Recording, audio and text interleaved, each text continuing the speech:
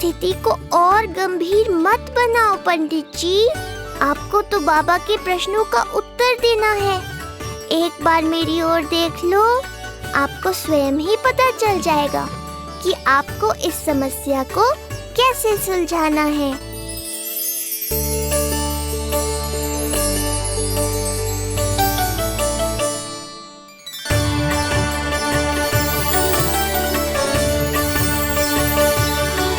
क्या हुआ पंडित जी?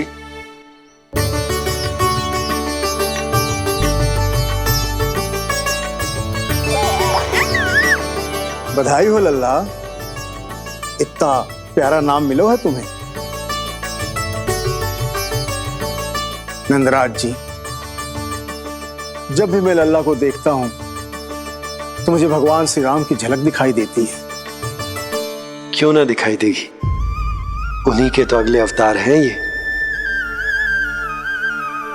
कभी कभी तो मन में विचार आता है कि एक वो भी समय था जब भगवान इस धरती पर अवतार लेते थे और हम मानव के बीच में घूमते फिरते खाते पीते थे और अपनी लीला दिखाते थे। मुझे तो लगता है पंडित जी कि कितने भाग्यवान थे महाराज जनक और महारानी सुनैना। उन्होंने माता सीता को जन्म न दियो और महारानी कैकई जिन्होंने प्रभु राम को जन्म न दियो, फिर भी उनके पालन पोषण का सौभाग्य प्राप्त हुआ उन्हें। कल्पना करो पंडित जी, कितने पुण्य अर्जित किए होंगे उन्होंने पिछले जन्म में। कितनी तपस्या की होगी कि जिनकी गोद में सारा संसार है वो श्री नारायण और माता लक्ष्मी उनकी गोद में खेले।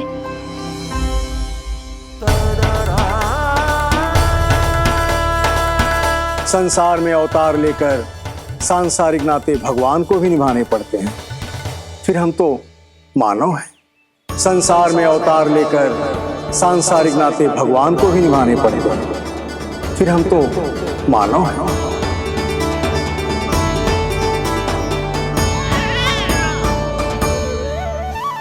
जो हो रहा है और जो भी होता है सब उनकी ही इच्छा से होता है नंदराज, इसलिए आगे का मार्ग भी वही दिखाएंगे।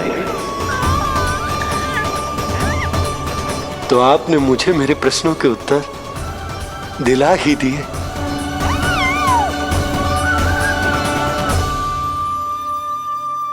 मैं भी क्या क्या बातें करने लगा। लगता है नाना बनने की प्रसन्नता का प्रभाव है जी। हमारी बिटिया को लक्ष्मी हुई है ना। बधाई हो पंडित जी, बहुत बहुत बधाई हो। मैं मैया और उसकी बिटिया से अवश्य मिलने आऊंगी। बधाई हो पंडित जी। अब मुझे आज्ञा दीजिए, वैद्य जी से कुछ औषधियां लेनी है मुझे। नारायण नारायण।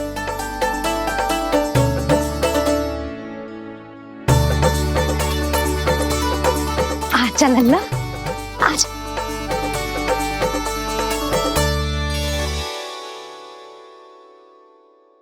ठीक है। सुनो जी, तनिक कान्हा को संभालो, मैं यूं गई और यूं आई।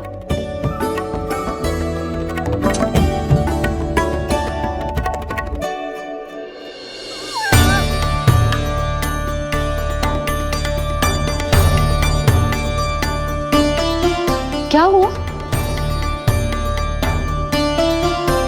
मैं देख रही हूं नामकरण के बाद से एक बार भी आपने कान्हा को गोद में ना लिया है।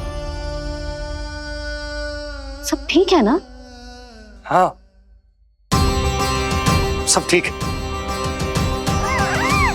अब सब ठीक। लो मेरा लल्ला।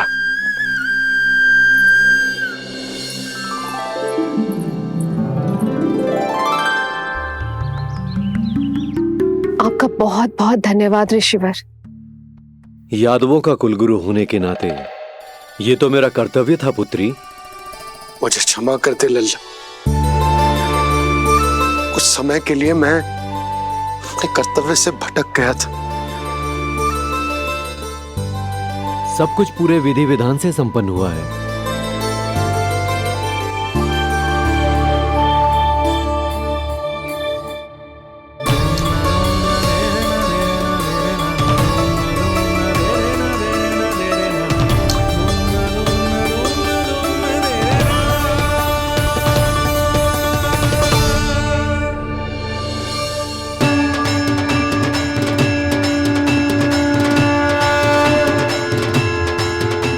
जो नाम मैंने दिया है,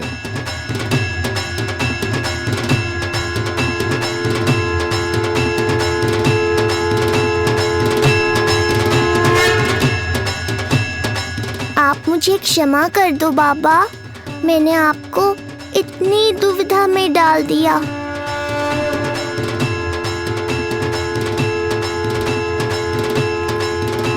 और इस तरह नंद को सब कुछ पता चल गया। आप दोनों चिंता मत करिए, सब ठीक है। अब मैं आपके 6 पुत्रों का श्राद्ध कर्म करूंगा।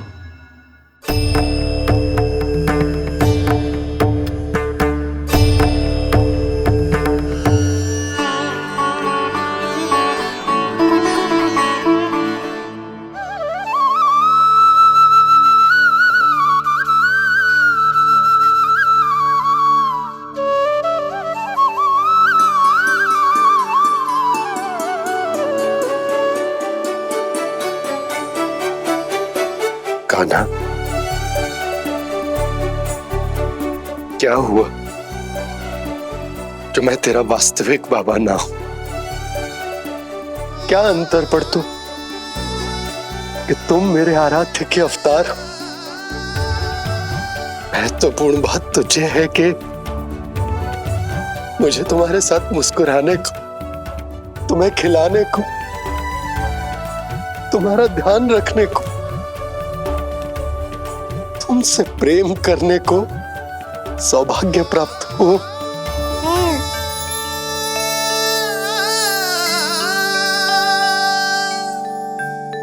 बाबा, सत्य जानने के बाद अब आपको केवल प्रेम ही नहीं करना है, मुझे डांटना भी है जब मुझसे कोई भूल हो जाए या मैं कोई शरारत करूं।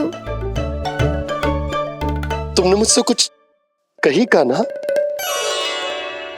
पर ये सब जानने के बाद तुम्हें कैसे डांट सकता हूं? बताओ ना कि कैसे मैं तुम्हें ये कहूं? वो सब आप मुझ पर छोड़ दो बाबा। शीघ्र ही जीवन की माया आपको अपने प्रभाव में ले लेगी और आप ये सब भूल जाओगे। पर जब जब मेरी दिव्यता की झलक संसार को मिलने वाली होगी और मेरा सत्य मैया को पता चलने वाला होगा, तब तब आपको इसका स्मरण हो जाएगा। इसका अर्थ है कि गुरुवर ने सही कहा था। श्री हरि की आंखों में भी आंसू आ गए थे, ममता के लिए तरसने लगे थे वो। इसीलिए उनके इस अवतार का मुख्य उद्देश्य है माँ की ममता का अनुभव करना। जो सत्य है कि इस अवतार का मुख्य उद्देश्य माँ की ममता का अनुभव करना। वो तो है बाबा, पर उसके साथ साथ आपका प्रेम पाना भी है। जानते हो, किसी संकट की स्थिति में आपको सब कुछ स्मरण क्यों आएगा? ताकि आप मैया को सत्य पता चलने से रोक पाओ। बोलो बाबा, आप मेरी सहायता करोगे ना?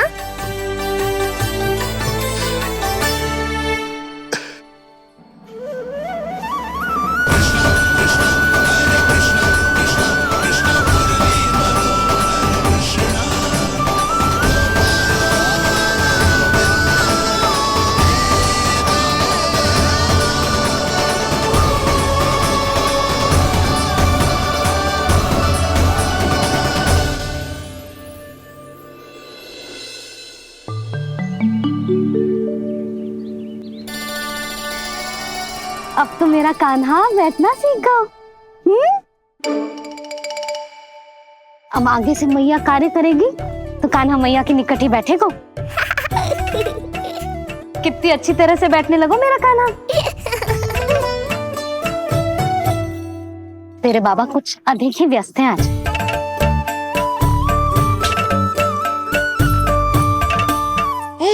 और अब आप भी व्यस्त हो गई, तो मेरे साथ खेलेगा कौन?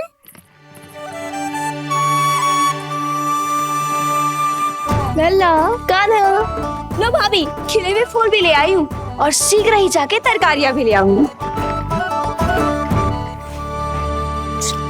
अच्छा हुआ जानकी आ गई, अब यही खेलेगी मेरे साथ।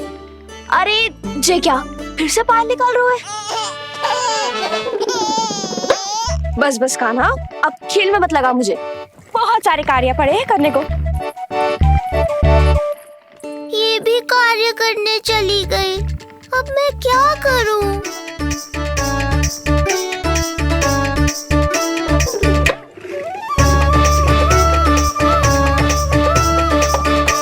सब व्यस्त है, मेरे लिए किसी के पास समय ही नहीं है।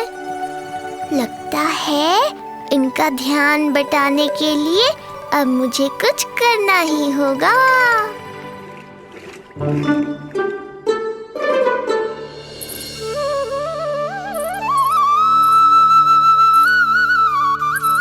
नंद जी,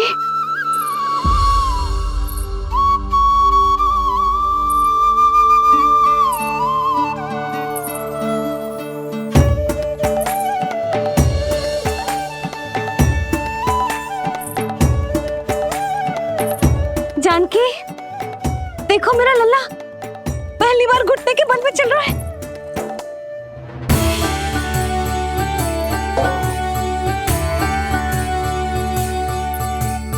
बहुत बढ़िया कान्हा, बहुत बढ़िया। बस यही तो चाहिए था। आजा कान्हा, आजा इधर आ, मैया के पास आ। कान्हा आजा अपने बाबा के पास, आजा।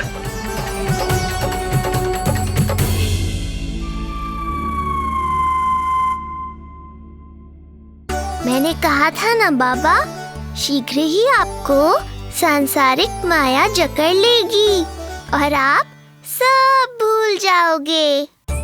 देखा मेरे लल्ला को, अभी अभी तो इसने चलना सीखो है, पर अभी से इतना प्रवीण हो गए हो। आपका लल्ला, मेरा लल्ला मुझ पे गया है जी, इसीलिए तो इतनी शीघ्र इतना प्रवीण होगा, है ना लल्ला? आज लल्ला आजा अपने बाबा के पास, आजा।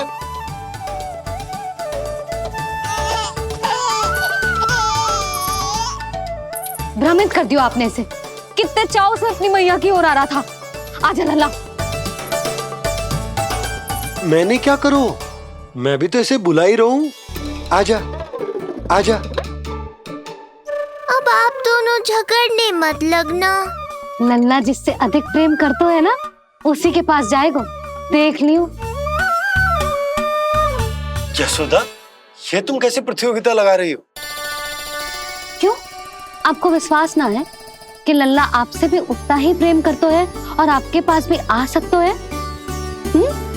या फिर हारने का भय सता रहा है आपको? बिल्कुल ना, कान्हा आएगा तो अपने बाबा के पास, आजा।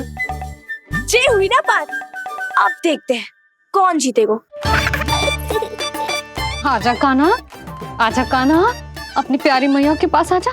बाबा की उंगली पकड़ी थी ना तूने, तूने साथ देने का वचन दिया था, आजा अपने बाबा के पास। अरे ये कैसे धर्म संकट में डाल रहे हो आप दोनों मुझे? कान्हा अपने मैया के पास आएगो, है ना? आजा। नहीं, कान्हा अपने बाबा के पास आएगो, आजा। लगता है नंद भैया ही जीतेंगे आज। तुझे बड़ा पता है नंद भैया ही जीतेंगे आज। कान्हा मुझे छोड़ के कहीं और जा ही ना सकता। और तू तो तरकारी लेने जा रही थी ना, जा। हाँ हाँ, बस जा ही रही हूँ।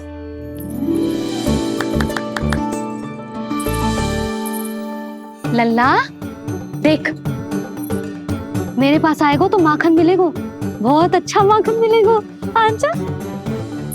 कान्हा मेरे पास आएगो ना तो बहुत अधिक माखन मिलेगो, आजा आजा आजा।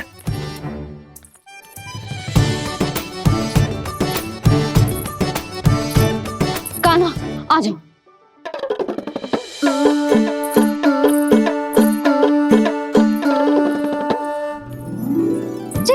जानकी के पीछे जा रहा है? कहीं से जानकी से अधिक प्रेम तो ना होगा? ना लल्ला ना। क्यों रे लल्ला, ये करेगा तू मेरे साथ? है? यशोदा, ये सब परिहास की बात, सबका कोई विशेष अर्थ ना है। कहीं ऐसा तो ना है क्योंकि मैं आजकल इस पर अधिक ध्यान न दे पा रही तो इसे जानकी से लगाव होगा है? क्योंकि सारा दिन तो मैं कुछ ना कुछ कार्य करती रहती हूँ। सुनो जी, इसे भ्रम तो ना होगा कि इसकी मैया है कौन? यशोदा, ऐसा कभी हो सकता है क्या? तुम कुछ अधिक ही सोच रही हो। वही तो, किसी संतान को अपनी मैया के बारे में भ्रम हो ही नहीं सकता। ना, जे आपके पीछे भी चला जाता ना तो ठीक था, किंतु जे तो जानकी के पीछे चला गया।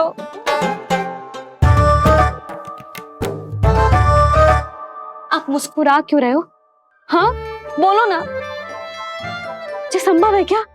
लो, तुम्हारी इस प्रतियोगिता के चक्कर में मैं तो भूल ही गया कि उपनंद भैया को लेन देन बताना है। वो मेरी प्रतीक्षा कर रहे होंगे। मैं चलता हूँ। अरे किंतु मैंने जो पूछा वो तो बताया ही ना आपने। एक बार तुम्ही ने कही थी कि मैया अपने लल्ला के मन की बात उसके बिना कहीं जान लेती, तो पूछ लो अपने कान्हा से।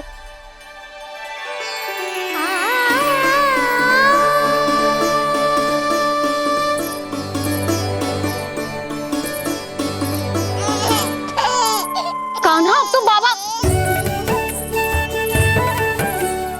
चल।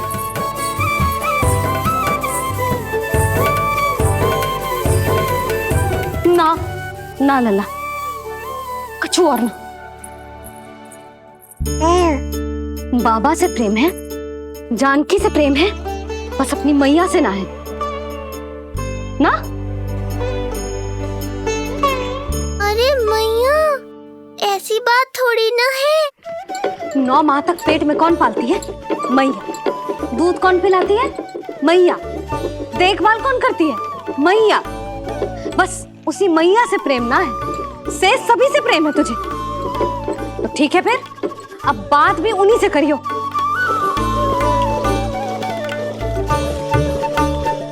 मैया तो क्रोधित हो गई, मनाना पड़ेगा। ना, दोष मेरा ही है, मुझे किसी से कछु अपेक्षा ही ना करनी चाहिए।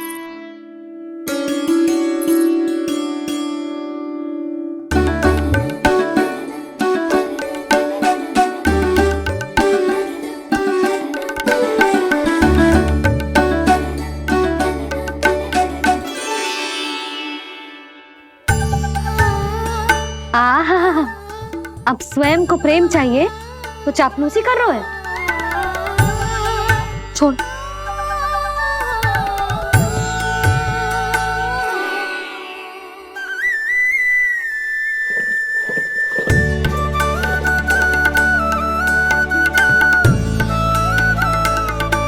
ना,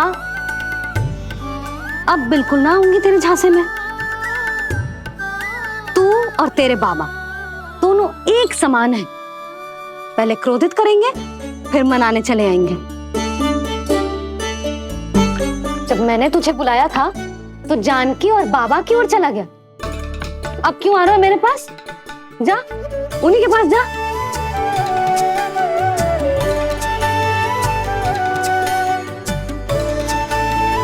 देख लल्ला, अब अपनी जे प्यारी सी मुस्कुराहट दिखा के ना मुझे मनाने का प्रयास मत ही कर।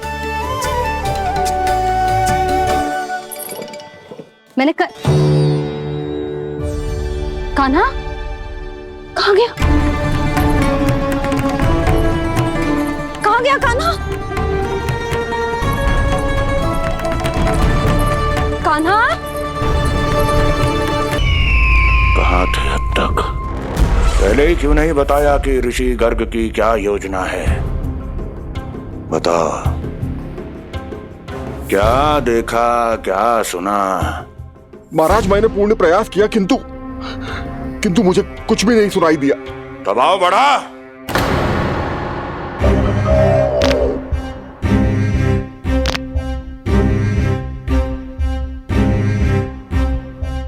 अब ये सुना या ये भी सुनाई नहीं दिया? महाराज, मुझे क्षमा करें महाराज, मैंने सुनने की बहुत चेष्टा की किंतु मुझे कुछ भी नहीं सुनाई दिया महाराज, मेरा विश्वास करें। ये अर्थनाद सुनाई दिया या ये भी नहीं? महाराज मुझे क्षमा करें महाराज।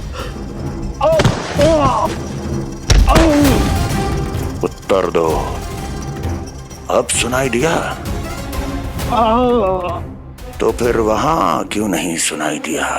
मुझे क्षमा करें महाराज, आरंभ से अंत तक मैं वहीं था किंतु मैं कुछ भी नहीं सुन पाया महाराज, क्योंकि कारण नहीं, परिणाम चाहिए मुझे। परिणाम। लल्ला,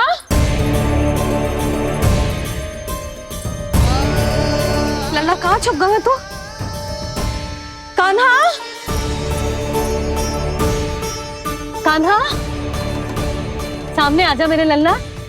कहाँ है?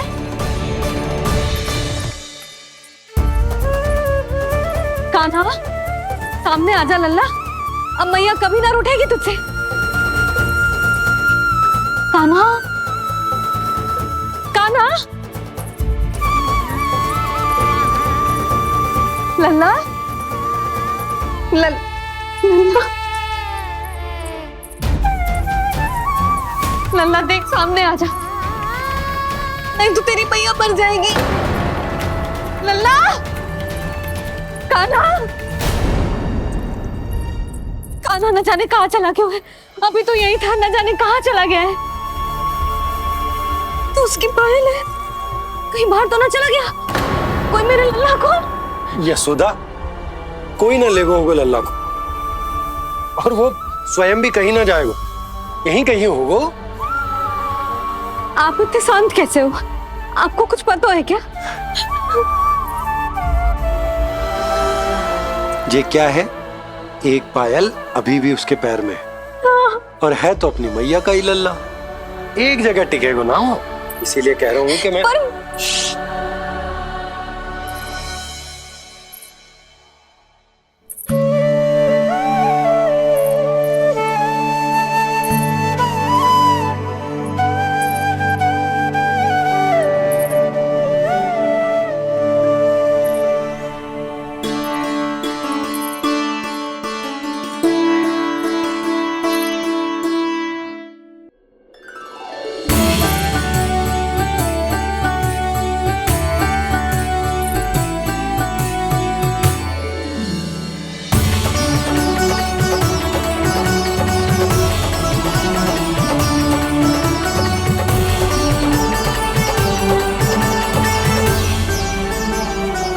दो पल बाद ढूंढ लेते मैया बाबा, माखन तो चख पाता मैं।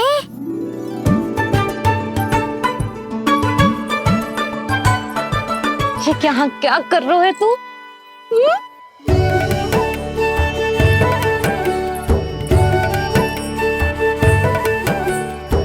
आज ही घुटने के बल चलना सीखो है और आज ही अपनी मैया को दौड़ा दियो तूने। ये जो छोटी छोटी पहियां है ना, इनमें पायल ना बेड़ियां पहनाऊंगी मैं। कही थी ना मैंने, तुम व्यर्थ ही घबरा रही हो, और इतना घबरा गई कि घबरा के आकाश सर पे उठा लियो। मैंने आकाश सर पे उठा लियो, और वो भी व्यर्थ में? मेरे कहने का अर्थ जे ना है यशोदा, व्यर्थ ना, मैं तो केवल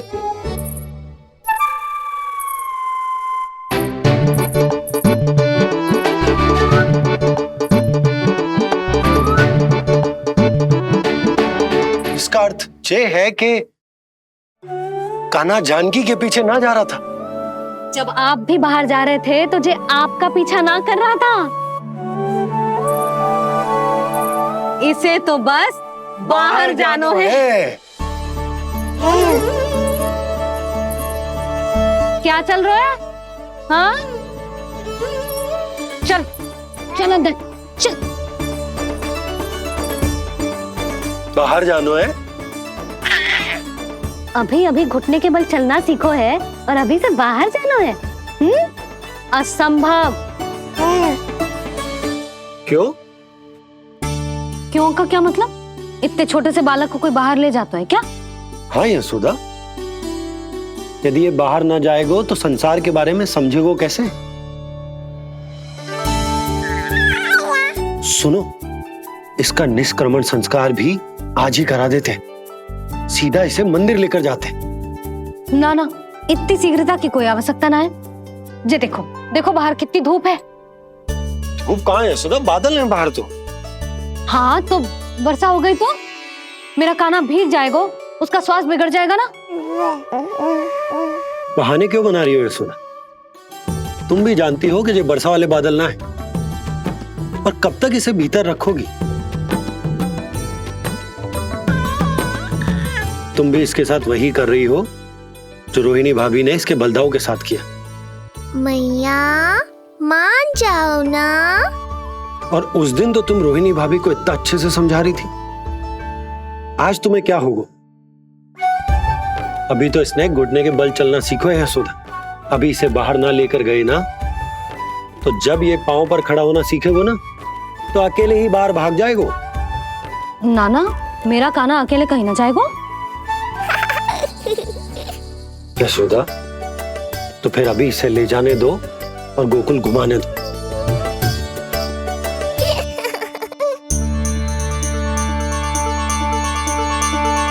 देखा लल्ला, आज्ञा मिल गई।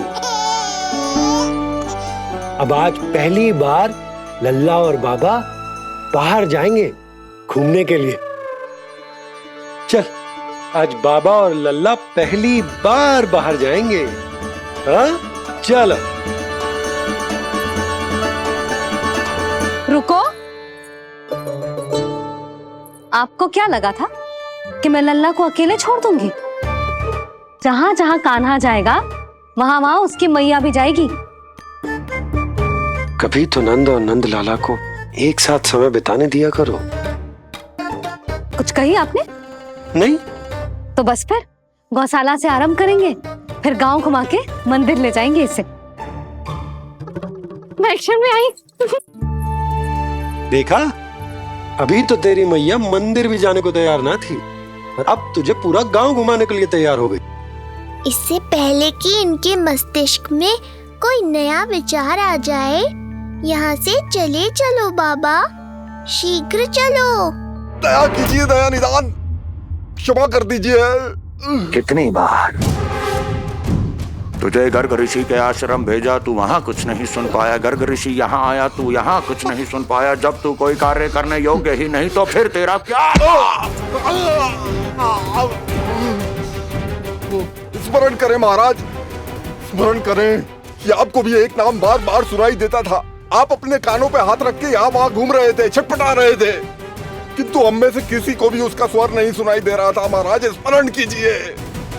कृष्ण कृष्ण कृष्ण कृष्ण कृष्ण। जैसे उस बालक के जन्म के समय आपके कानों में ध्वनियां गूंज रही थी।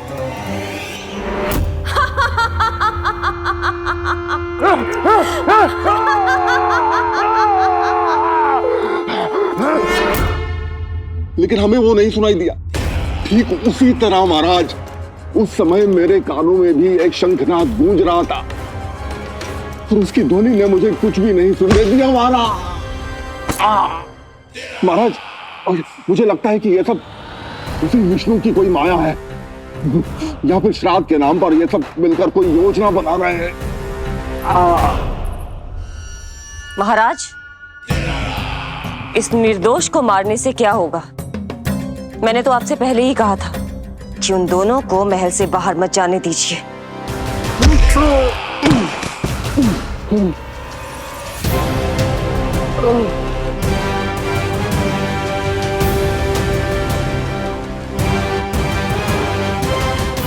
सही कह रही हो तुम। इसको मार के क्या होगा?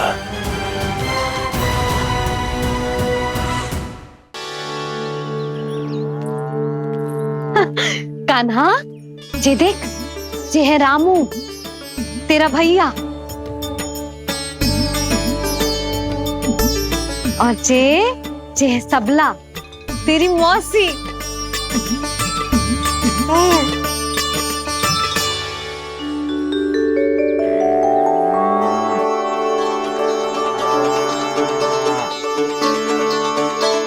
देखो जी, कान्हा को देख के सबला की भी ममता उमड़ आई। सुनो, पूरा गांव घुमानो है, उसके पहले ही मेरे कान्हा की बुरी दृष्टि उतार लेते हैं, नहीं? अच्छा। हे गौ माता, आज तुम्हारा भतीजा पहली बार घर से बाहर निकल रहा है, इसे सबकी बुरी दृष्टि से बचाइयो।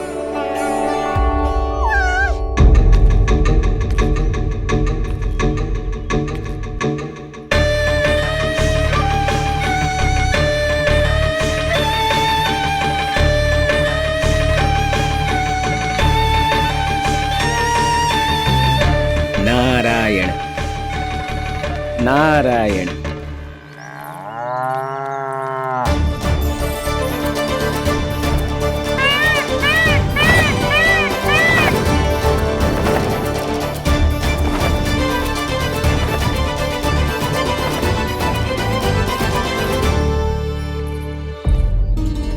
देखा प्रभु, लोग आपके चपलासुर का कितना सम्मान करते हैं, पर आपके दरबार में मुझे आपका चापलूस कह के ही पुकारते हैं प्रभु कंस। पर अब ये सब बदल जाएगा। अब लोग मुझे प्रभु कंस का चापलूस नहीं, विशेष विश्वास पात्र कहकर बुलाएंगे। ये नया सिंहासन उसके लिए है जो मेरा विश्वास पात्र बनेगा, मेरे दाहिने हाथ की तरह। इसीलिए तो यहाँ आया हूं मैं, ये देखने कि प्रभु कंस का कार्य करने के लिए सब लोग इतना हिचक क्यों रहे हैं। ऐसा क्या है उस बालक में?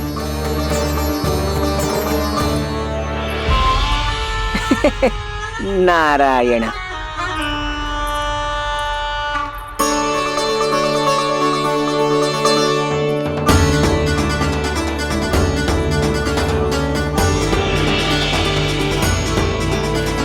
नन्ना, ये देख, ये है तेरी प्रभावती मौसी का घर।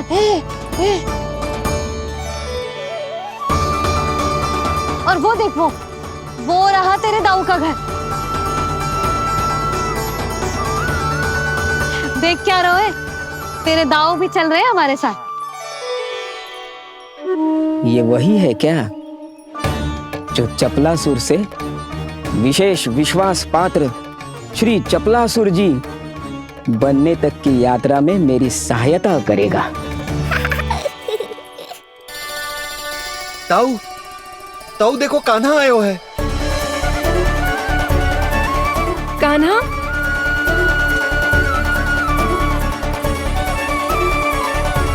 घर से बाहर आकर तो और भी निखर गए हो गोकुल का राजकुमार।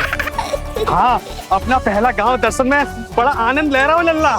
सच्ची कहीं भोला भाई, आज कछु अधिक ही प्यारा लग रही है जे। जी क्या भीड़ लगा रखी है तुम सबने? हाँ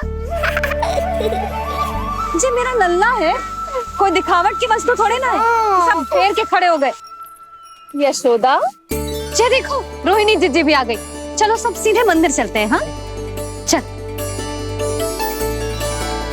ताऊ, बड़े होने के नाते आपको मुझे घुमाना चाहिए, पर ध्यान रखना, आज आपको मैं ले जा रहा हूँ मंदिर।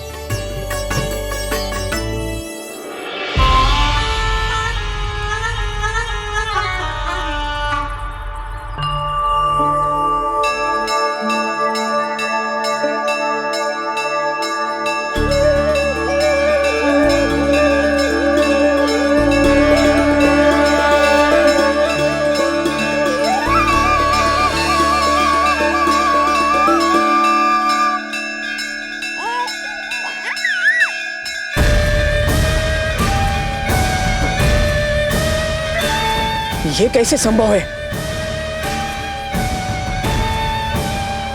ये अवश्य वायु के वेग से ही बच रही होंगी। प्रणाम। आशीर्वाद। आयुष्मान भव।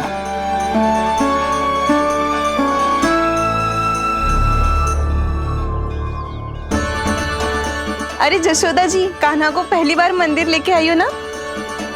बहुत ही अच्छे समय पे आई हो। देसी घी का हलवा बनाया मैंने प्रसाद में। इतनी अच्छी सुगंध, हलवा तो स्वादिष्ट लग रहा है। चलो, कुछ तो अच्छा किया सुलक्षणा चाची ने।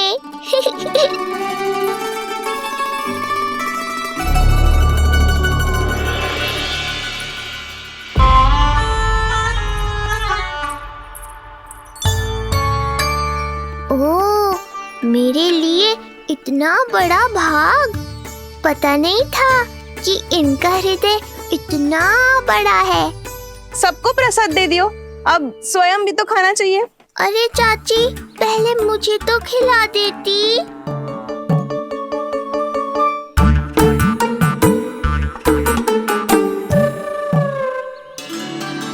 अरे, मैं तो कान्हा को देना भूल ही गई। हाँ? चलो, विलंब से ही सही, मेरा स्मरण तो हुआ आपको।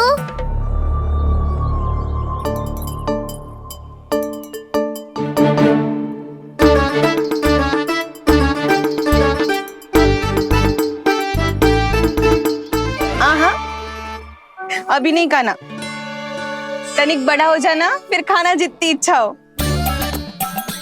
हाँ हाँ, हंस लो चाची। आपने नहीं दिया तो क्या हुआ, मेरे बाबा अवश्य देंगे, देख लेना। बाबा, मुझे क्यों नहीं खिलाया आपने? दाऊ, मैं आपको घुमाने लाया, कम से कम आपको तो अपने छोटे भाई का स्मरण रखना चाहिए। मेरी मैया मुझे अवश्य खिलाएंगी। देखो जी, इसका भी मन कर रहा है खाने का। मैया है ना, तेरी मैया ने अपने कान्हा के लिए पहले से ही बचा लिया था।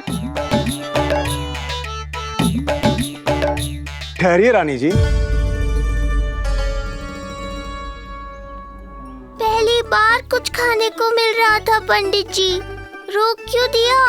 अभी बालक का अन्नप्राशन नहीं हुआ है। हाँ यशोदा, सदानंद जी सही कह रहे। दूध मुहे बालक को ठोस अन्नप्राशन के पश्चात ही खिलाना चाहिए।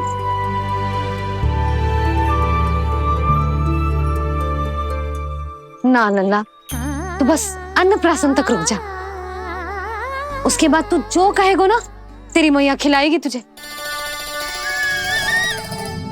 ये तो साधारण सा बालक है, बहुत ही सरलता से मैं उसे अपने मार्ग से हटा दूंगा।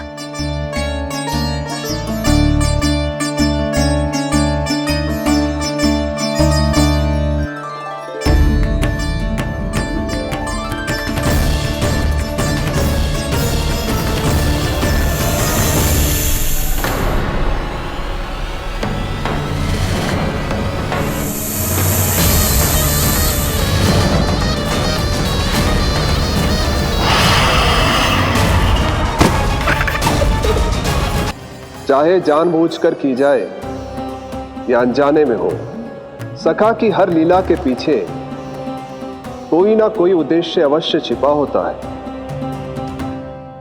पर ऐसा लगता है देवी,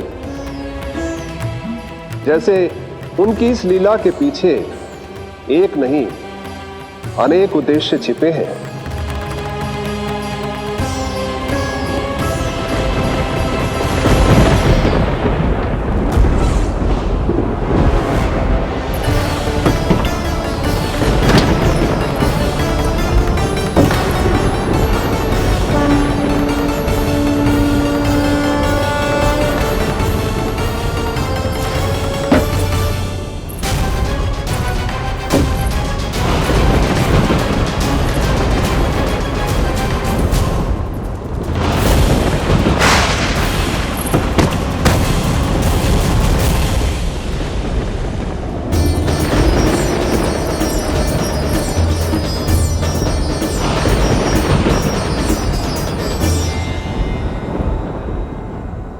देख रही हो चिज्जी, प्रसाद ना मिली खाने को, तुझे पांव का अंगूठा ही चूसने लग गयो।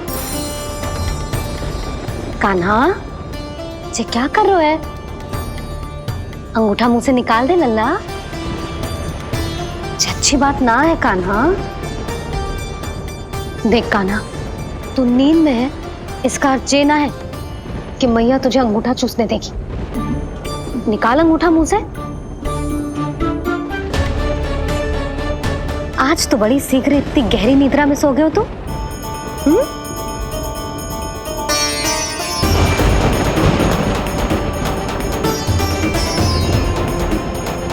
देख रही हो ना चिच्ची, अंगूठा मुंह से निकालने को तैयार ही ना जी। ऐसा क्या आनंद मिल रहा है।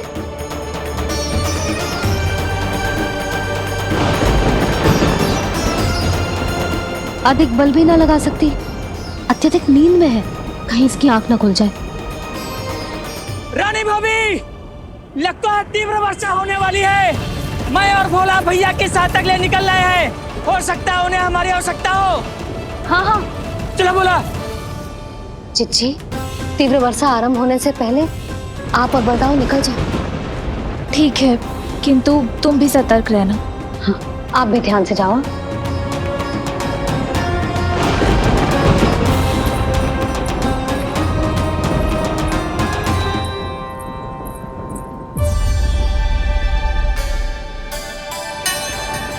हे नारायण, वस्त्र बाहर सूख रहे हैं और तेरे अन्नप्राशन वाले चावल भी रखे। भीतर करना होगा ना चांद की भी।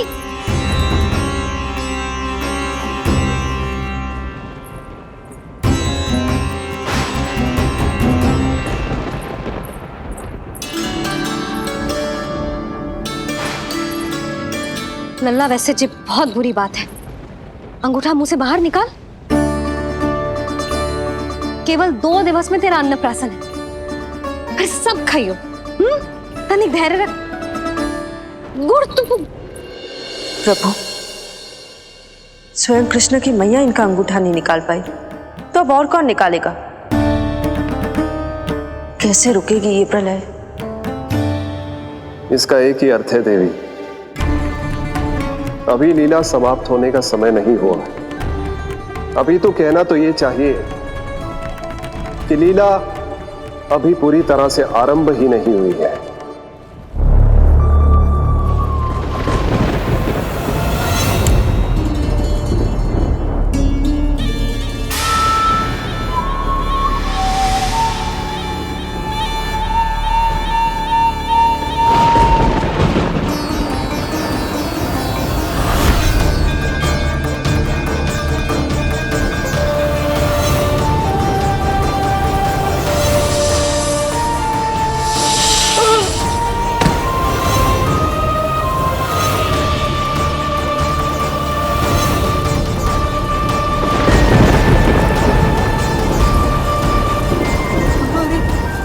कंस ने प्रलय बुला ली।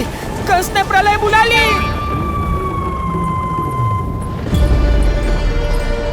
हे नारायण, जे वर्षा तो रुकने वाली ना है। जे गुड़ और गेहूं भीतर रख देती हूँ।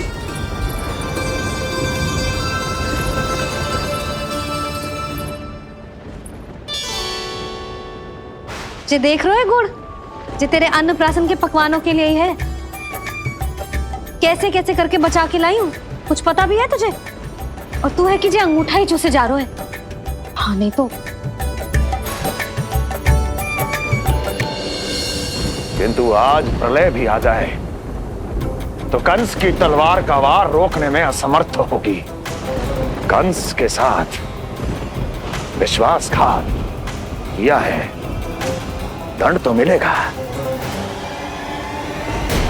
महाराज, वायुमंडल में अचानक आए इस परिवर्तन का हमसे कोई लेना देना नहीं है। हम तो बस अपनी संतानों के श्राद्ध के लिए जा रहे थे। मूर्ख हूं मैं, मूर्ख हूं मैं। कंस एक मूर्ख है, मूर्ख हूं मैं। अब अच्छी तरह जानता हूं मैं, श्राद्ध केवल एक बहाना है। किंतु सत्य यह है कि तुम और वो ऋषि गर्ग मिलकर मेरे विरुद्ध एक षड्यंत्र रच रहे हो, और ये तुम्हारी योजना है। भैया, ये आप क्या कह रहे हैं? कैसा षड्यंत्र, कैसी योजना? हम तो केवल श्राद्ध के लिए गए थे। बहुत अवसर दिए मैंने तुम दोनों को, किंतु तुमने बार बार मुझे मूर्ख बनाया। इसलिए अब मैं अवसर दूंगा अपनी इस तलवार को।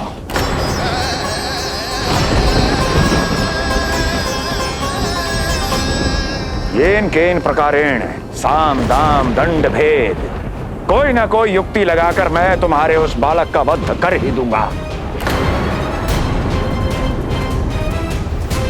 पर उस क्षण का साक्षी बनने के लिए अब तुम दोनों को जीवित नहीं छोड़ूंगा मैं।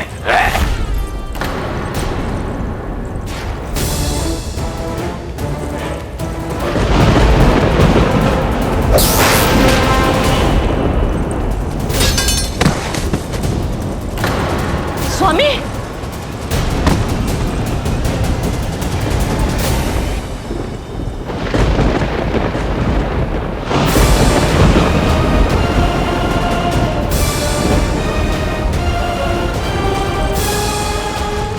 तेरा काल तेरी प्रिय बहन के गर्भ से उसकी 8वीं संतान बनकर जन्म लेगा और तेरा विनाश करेगा, विनाश करेगा, विनाश करेगा।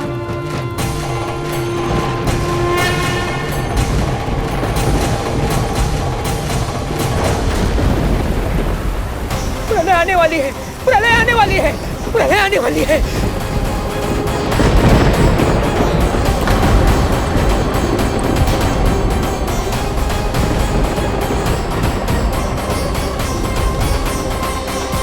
यदि कंस को रोकना, अपने माता पिता की रक्षा करना और चपलासुर के ब्रह्म को मिटाना ही इस लीला के उद्देश्य थे, तो ये सभी उद्देश्य पूरे हो चुके हैं प्रभु।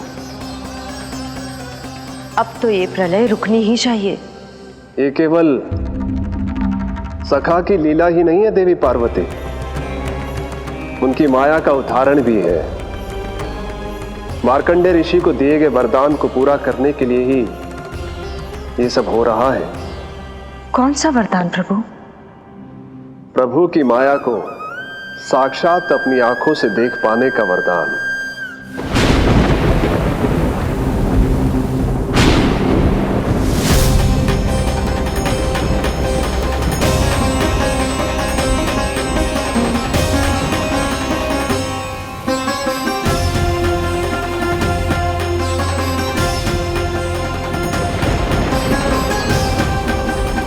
हे नारायण, क्या ये प्रलय है? क्या संसार समाप्त हो रहा है? तो फिर मुझे मिले इस जीवन का क्या अर्थ है?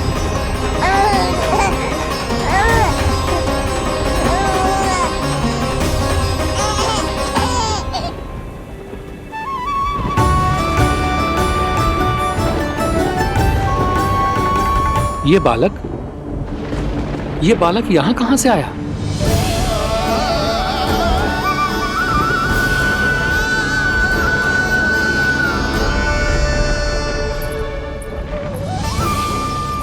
सोते हुए कितना निर्दोष लगता है जी।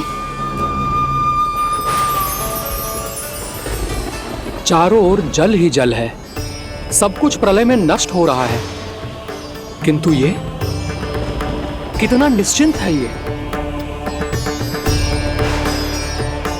परंतु ये अद्भुत बालक है कौन?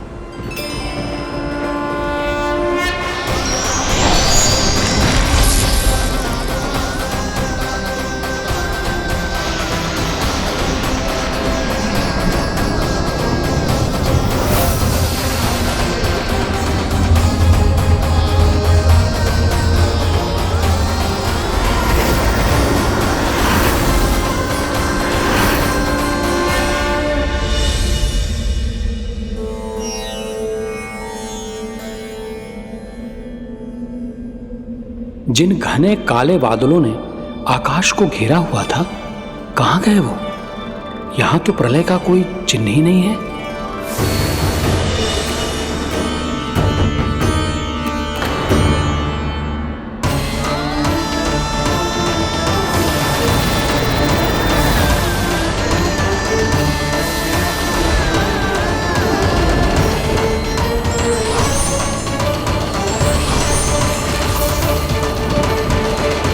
ये आप ही की माया थी ना प्रभु?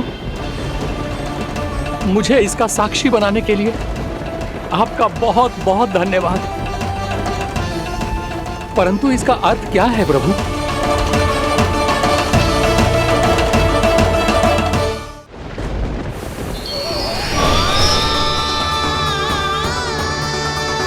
प्रभु,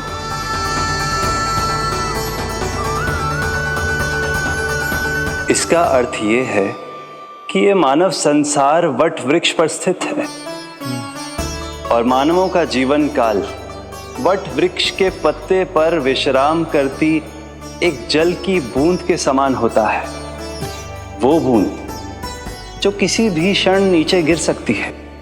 आपने तो स्वयं देखा है महर्षि, ये संपूर्ण जगत, ये महाब्रह्मांड मेरे ही भीतर स्थित है।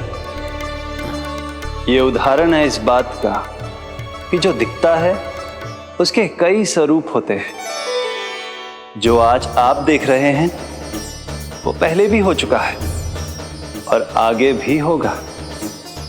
सब कुछ एक माया है। प्रलय का होना, जीवन का होना, दुख सुख सब एक भ्रम है। ठीक उसी प्रकार जिस प्रकार एक जलाशय में दिखने वाला प्रतिबिंब आपकी वास्तविकता नहीं बल्कि एक भ्रम होता है। इसलिए मनुष्य को सदैव ध्यान रखना चाहिए कि जीवन में कोई भी संकट क्यों ना आए, वो इस प्रलय की तरह केवल एक भ्रम ही होता है। ऐसे समय में जो संकट के सामने झुक जाते हैं या अधर्म का साथ देते हैं, वह स्वयं को उस भ्रम रूपी प्रलय में डुबोकर नष्ट कर लेते हैं।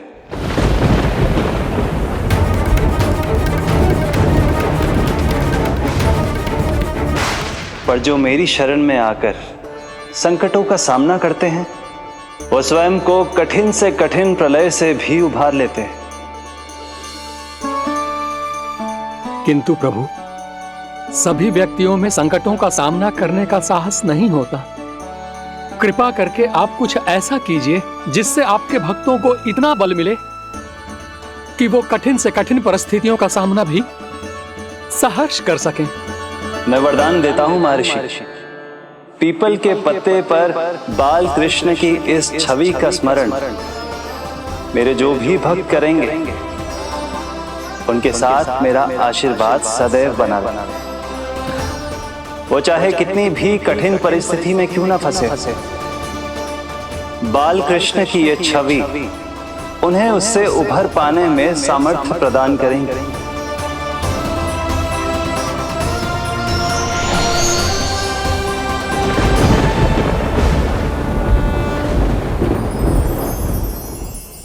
अद्भुत। तो ये कोई साधारण लीला या भ्रम नहीं था, मानव मात्र को नारायण से मिला वरदान था ये। पर अब क्या होगा प्रभु? कैसे रुकेगी ये प्रलय?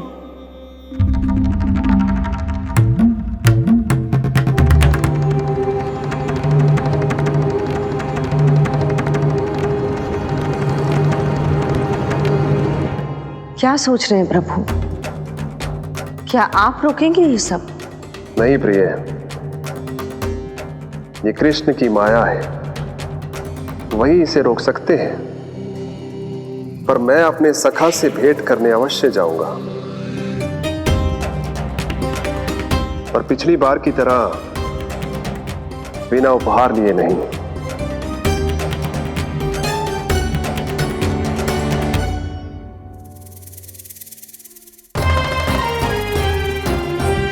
उपहार?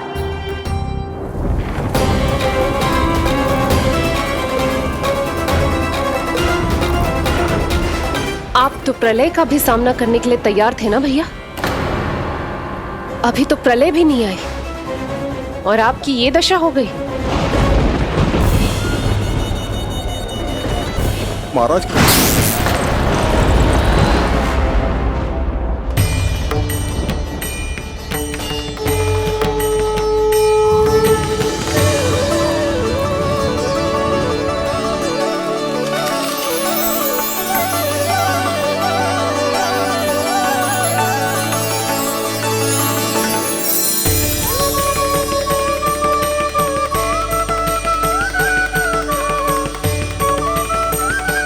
महादेव, आप उपहार में ये निष्प्राण वस्तु देंगे अपनी सखा को?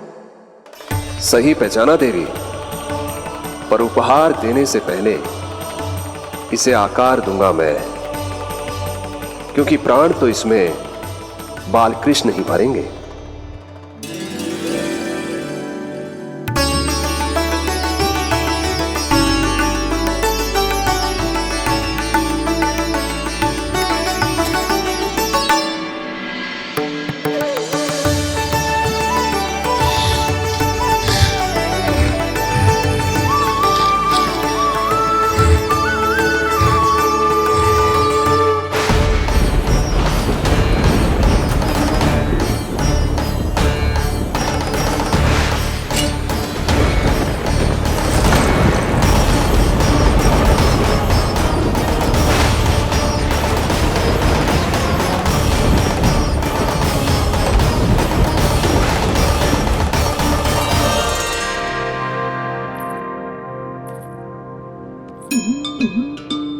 मुरली, बस उन्हें मेरा उपहार अच्छा लगे।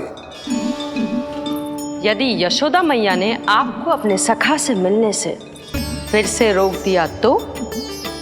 इस बार चुपचाप छिपकर उनकी दृष्टि से बचकर जाऊंगा देवी पार्वती, उन्हें पता ही नहीं चलने दूंगा।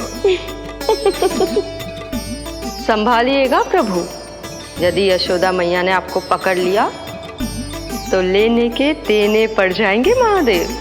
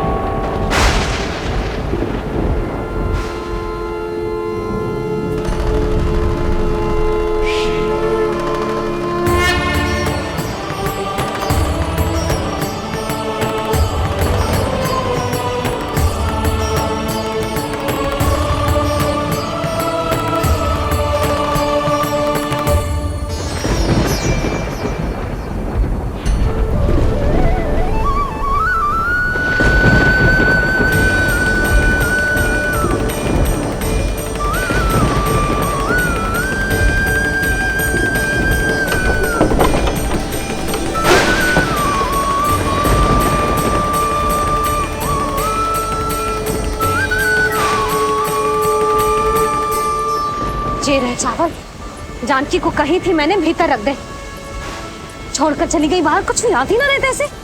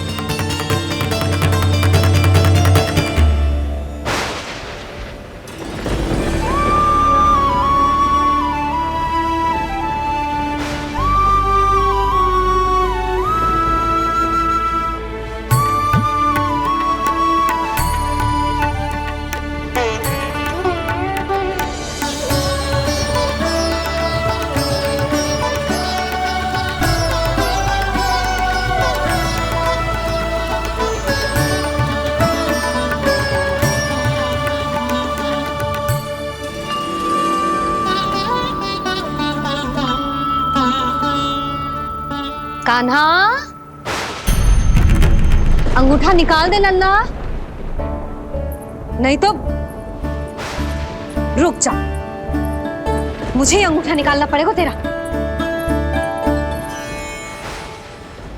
पूरे वस्त्र भीग गए मेरे, कहीं मेरे कारण इसका श्वास न बिगड़ जाए।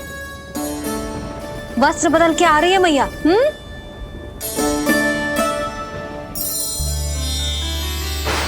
आ रही हूँ।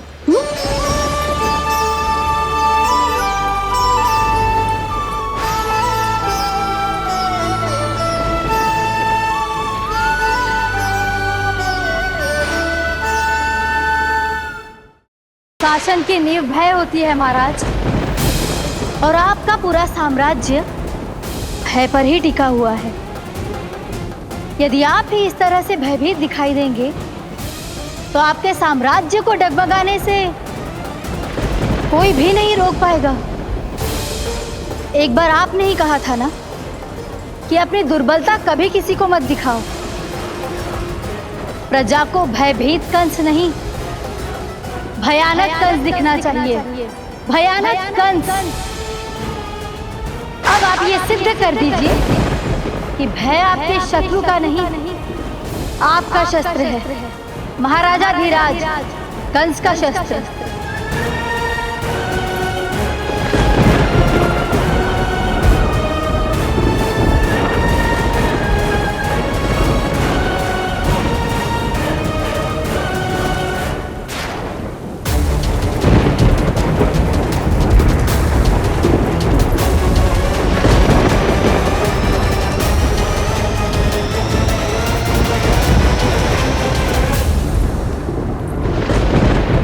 उससे क्या भयभीत होना जो स्वयं भयभीत हो, उससे क्या भयभीत होना जो स्वयं भयभीत हो। सखा, इस माया को विराम देने का समय आ गया है।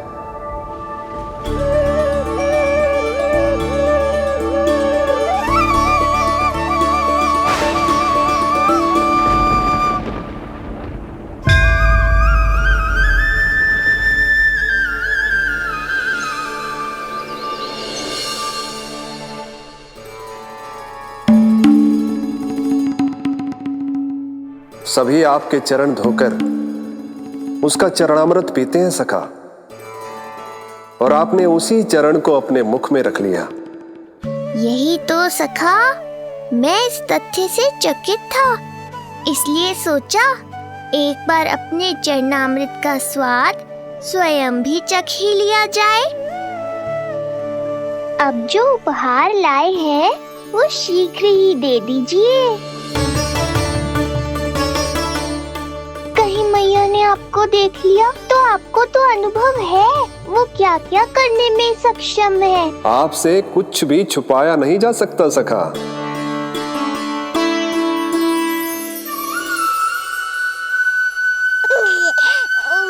इन अधरों पे पांव के अंगूठे से अधिक ये मुरली शोभा देगी सखा।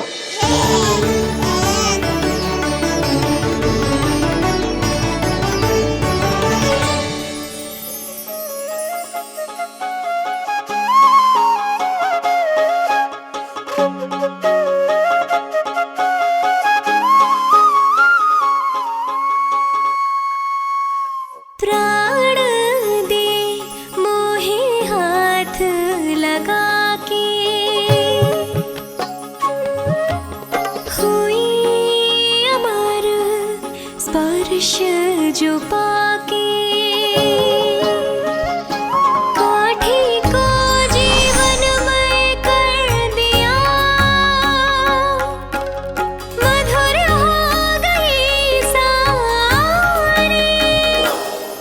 मन प्रसन्न मेरा तन प्रसन्न, प्रभु आज से मुरली हुई है तुम्हारी।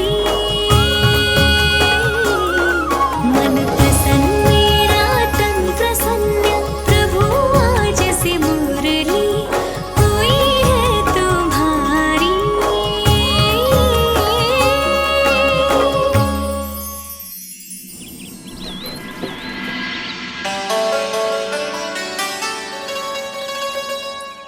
तुम्हारी भक्ति ने मेरा मन जीत लिया है मुरली। शीघ्र ही सारा संसार तुम्हें मेरे नाम से और मुझे तुम्हारे साथ से पहचानेगा।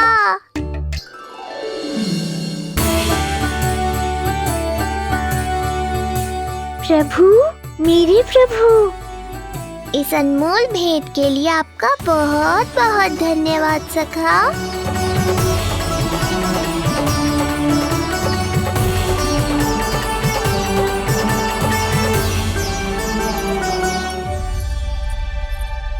सखा, मैया,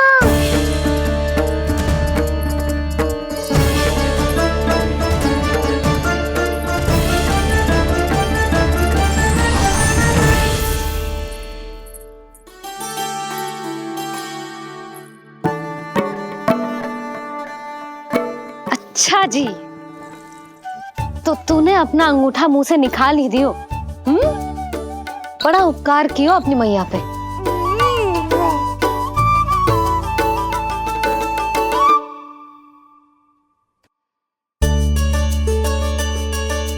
प्रभु, मैया ऐसा मत करो, मेरी मुरली वापस दे दो मुझे। ये कहाँ से आई? मेरे सखा ने उपहार में दी है। मैंने तो सोचा भी नहीं था मैया कि मेरे अंगूठा मुंह में लेने से इतना सब कुछ हो जाएगा। तेरे मुख पे छाई ये दृष्टता की छाया साक्षी है। ये जो भी हुआ, ये तुम दोनों, उस ऋषि गर्ग और तुम्हारे उस पुत्र का किया धरा है,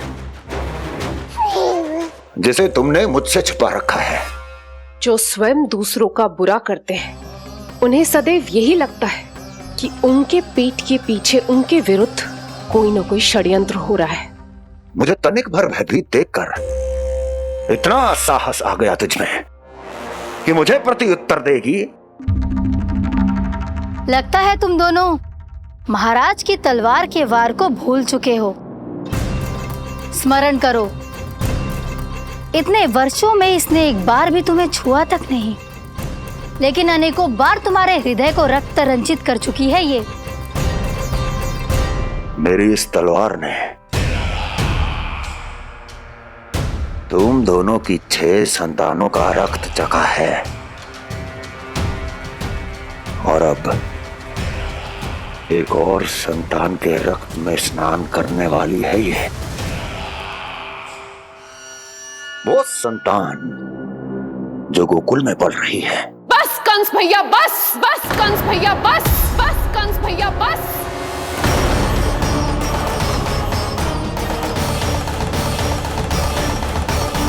इतना दुस्साहस, तू मुझसे ऊंचे स्वर में बात करेगी अपने बड़े भाई के सामने? बड़े भाई जैसे कौन से कर्म किए हैं आपने? और अब जो कुकर्म करने की आप सोच रहे हैं, उसमें भी असफल होंगे आप। देवकी, नहीं स्वामी, आज मत रोकिए मुझे। बहुत सह चुके हैं हम, आप मौन रह लिए, परंतु आज इन्हें सत्य का पता चलना ही चाहिए। भैया, आपको क्या लगता है आप बहुत शक्तिशाली हैं, तो अपना भाग्य बदल सकते हैं? आप भगवान विष्णु का सामना कर सकते हैं। ये भ्रम राक्षस राज रावण को भी था, और यही भ्रम स्वयं को भगवान समझने वाले हिरण्यकश्यप को भी था। पर ना रावण के 10 शीश बचे और ना ही हिरण्यकश्यप का अस्तित्व। पेट चीर के उनके प्राण निकाल लिए थे भगवान ने। तो सोचिए भैया, आपकी क्या दशा करेंगे वो? मैं आज तक ये बात समझ नहीं पाई कि ये आपका अभिमान है या अज्ञान, जो आप भगवान विष्णु का सामना करने चले हैं। देवकी! इस क्रोध का आप कोई लाभ नहीं है भैया। अब तक मैं व्यर्थ ही आपसे भयभीत होती रही, परंतु अब और नहीं। जब हमारी रक्षा स्वयं भगवान विष्णु कर रहे हैं, तो फिर आपसे कैसा भय? जब हमारी रक्षा स्वयं भगवान विष्णु कर रहे हैं, तो फिर आपसे कैसा भय? तू क्यों मुस्कुरा रहा है? अब जे मत ही सोचना कि मैया फिर से अंगूठा चूसने देगी तुझे। अब उसकी आवश्यकता ही नहीं पड़ेगी मैया। पहले आकाशवाणी से सुना था, आज मैं दोहराती हूँ। आपकी मृत्यु भगवान विष्णु के अवतार द्वारा ही होगी। आपकी मृत्यु भगवान विष्णु के अवतार द्वारा ही होगी। आपकी मृत्यु भगवान विष्णु के अवतार द्वारा ही होगी।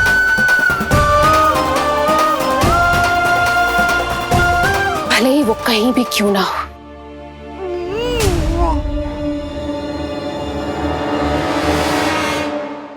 चाहे वो कहीं भी क्यों ना हो, मैं जानता हूं वो कहां है। देवकी, तूने बहुत बड़ी भूल कर दी मुझे चुनौती देकर। मैं चाहूं तो अभी इसी क्षण तुम दोनों का वध कर दूं, किंतु नहीं।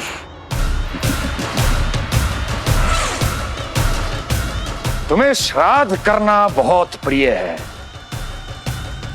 है ना? तो ठीक है, तो अब मैं तुम दोनों का वध तभी करूंगा जब तुम दोनों अपनी 8 संतानों का श्राद्ध एक साथ कर चुके होगे।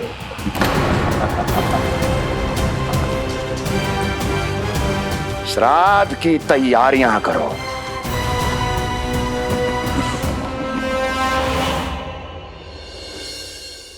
मैया अन्नपूर्णा की कृपा से आज अन्नप्राशन के सभी कर्मकांड अच्छे से हो जाए, भोजन स्वादिष्ट बने और मेरे कान्हा को प्रिय लगे। बस इतना आशीर्वाद दे दो तुलसी मैया। मैया, कहीं उसे ऐसा ना लगे कि उसकी मैया को अच्छा भोजन बनाना आता ही ना है।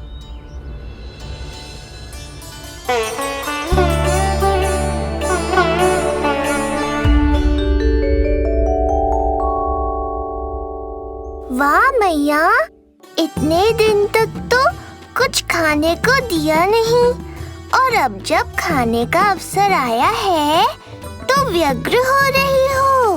मेरे बारे में भी तो कुछ सोचिए प्रभु, 2 दिन से यहीं अटकी हूँ। अटकी नहीं हो मुरली, तुम तो लटकी हो प्रभु। हाँ हाँ मुरली, मुझे भी तुम्हारा साथ चाहिए, पर क्या करूं? मैया ने तुम्हें मेरी पहुंच से बहुत ऊपर लटकाया है। पर प्रभु, मैं अब तक पहुंचूं कैसे?